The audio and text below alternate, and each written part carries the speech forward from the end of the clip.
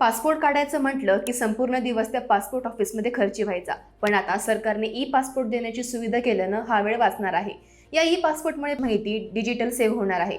त्यामुळे यापुढे एअरपोर्टवरील ओळखपत्र पडताळणीसाठी हे सोपं होणार आहे. सर्वात महत्त्वाचं म्हणजे पासपोर्ट बनवताना होणारी फसवणूक व्हायची ती यापुढे होणार नाही. पण या ई पासपोर्टसाठी अर्ज कसा करायचा सांगते. स्टेप 1, पासपोर्ट सेवेच्या ऑनलाईन पोर्टलवर जाऊन आधी तुमच्या नावाने नोंदणी करा. स्टेप 2, नोंदणी केल्यानंतर तुमच्या त्याच आयडीने लॉग इन करा. स्टेप 3, लॉग इन नंतर तिथे 2 पर्याय दिसतील. एक नवीन पासपोर्टसाठी अर्ज करा आणि दुसरा पासपोर्ट पुन्हा जारी करा. स्टेप 4, जर तुम्ही पहिल्यांदा अर्ज करत असाल तर नवीन पासपोर्टचा पर्याय निवडा. पण जर तुमच्याकडे आधीच पासपोर्ट असेल आणि तो ई पासपोर्टमध्ये कन्वर्ट करायचा असेल तर मग मात्र पुन्हा जारी करण्याचा पर्याय निवडा.